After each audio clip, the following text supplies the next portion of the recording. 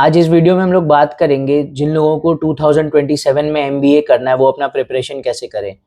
तो बेसिक सबको पता होगा कि अगर अच्छे कॉलेज से एमबीए करना है तो आपको देना होता है CAT, XAT, SNAP, NMAT, CMAT. ये कुछ एग्जाम है जो हम रिकमेंड करते हैं, मतलब जो ऑब्वियसली सब लोग रिकमेंड करते हैं। कैट के थ्रू आपको टॉप आइम्स मिल जाएंगे, एक्सएलआर के थ्रू भी बहुत सारे कॉलेजेस मिल जाते हैं, स्नैप के थ्रू सिम्बायोसिस मिल जाता है, एनमैट के थ्रू नार्सिमोजी मिल जाता है। तो जो भी अभी हमारा जो कैट का एग्ज़ाम है वो नवंबर में होता है, प्रोबेबली लास्ट संडे पड़ता है। उसके बाद जैट का एग्ज़ाम होता है, फिर आपका स्नैप का आपका स्लॉट रहता है, काइंड ऑफ दिसंबर में भी होता है, नवंबर में भी होता है। एनमैट भी आप सितंबर से दे सकते हैं। सीमैट आपका शायद जनवरी या फेब में होता है, तो लास्ट एग्ज़ाम होता है सीमैट।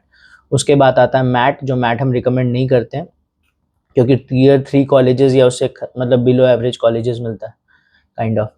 तो जिसको जिसको कैट का प्रिपरेशन करना है, बहुत लोग पूछ रहा था कि हमको 27 में एमबीए करना है 2027 में, तो उसके लिए क्या करें।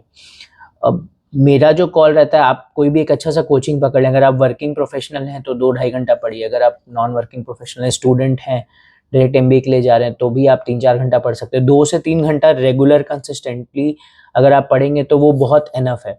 पीडब्ल्यू का कोचिंग आता है, वो आप ले सकते हैं, मतलब एमबीए वाला करके। फिर एक C2C मेंटर्स है, उसका कोचिंग ले सकते हैं। ऑनलाइन बहुत सारे 5,000 से लेके 10,000 15,000 के रेंज में कोचिंग्स आपको मिल सकते हैं।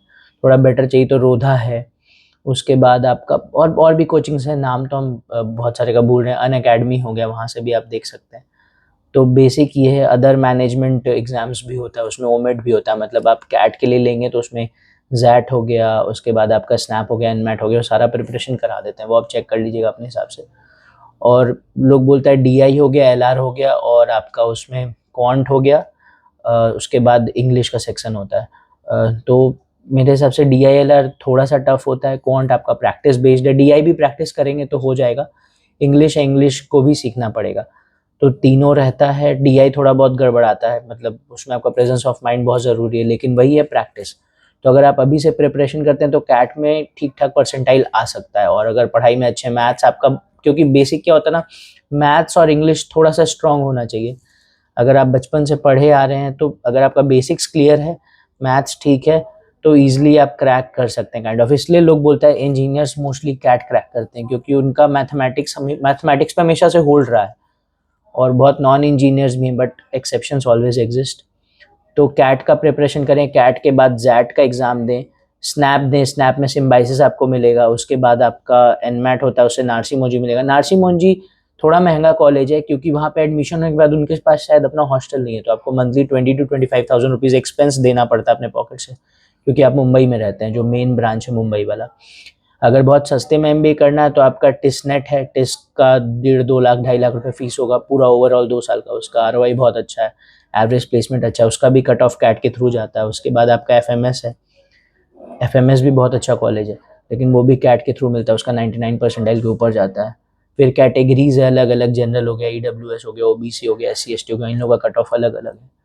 तो वो सारा चीज़ है। तो अभी से अगर आप प्रिपेयर करेंगे, सपोज दैट क्या होता है कि कैट में आपका 80 परसेंटाइल भी आता है तो बहुत अच्छे अच्छे कॉलेजेस मिल जाते हैं। उसके बाद ऐसा नहीं है, आप टारगेट तो लेके चलेंगे 99 परसेंटाइल का, 98-95% का, जो भी है टॉप आइम्स के लिए। लेकिन मेरा है कि अगर आप एमबीए करना चाहते हैं तो एक बार अच्छे से प्रिपरेशन करें 1 साल। अगर आपका एज कम है और गैप है तो भी आप प्रिपरेशन करें। और ऑलमोस्ट कैट और जैट के थ्रू अच्छे कॉलेजेस मिल जाते हैं। फिर आगे हम रिकमेंड करेंगे और कौन सा कॉलेजेस बना। अगर कोई क्वेरी हो तो आप कमेंट कर सकते हो। कुछ लोग पूछ रहे थे कि 2027 में एमबीए करना है तो उसके लिए कैसे प्रिपरेशन करें। तो सम अप हम यही करेंगे कि एक अच्छा सा कोचिंग ले लें, उससे आप पढ़ाई करें। और हाँ, कैट किंग करके कोचिंग है काफ़ी अच्छा, उसका टेस्ट सीरीज हम लिए थे और टेस्ट सीरीज बहुत अच्छा है। अगर उसका कोई टेस्ट सीरीज कंटिन्यूसली सॉल्व कर ले रहा है ना, तो कैट बंदा आराम से इजिली क्रैक कर सकता है 98-99 परसेंटाइल। तो कैट किंग, ये कोई भी पेड प्रमोशन नहीं है, मतलब ये जो जो हम किए हैं उससे रिलेटेड बता रहे हैं। और आने वाले टाइम में अब हम क्या करेंगे ना, कुछ और भी जो स्ट्रीम्स के लोग हैं, जैसे एमसीए किए हुए हैं, अभी गूगल में जॉब कर रहे हैं, या जो भी मतलब मेरे कलीग हैं, जो भी नोन टू हैं, जो भी मेरे फ्रेंड्स रहे हैं, बैचमेट्स रहे हैं, उनको हम लेके आएंगे। क्योंकि सब लोग बहुत छोटे स्केल से स्टार्ट किया। ऐसा नहीं था कि बहुत लोग आईएम से पढ़ा या बहुत अच्छे कॉलेज से पढ़ा, लेकिन स्टिल लाइफ में बहुत अच्छा कर रहा है, तो उनको भी लेके आएंगे। तो ऐसा कुछ नहीं है, कैट निकला तो ठीक, जैट निकला तो ठीक, नहीं तो टियर 3 कॉलेजेस भी कुछ अच्छे होते हैं। लेकिन हमेशा टियर 1 कॉलेजेस या टियर 2 कॉलेज में रोल आपको मिलेगा वो बहुत डिफरेंट मिलेगा।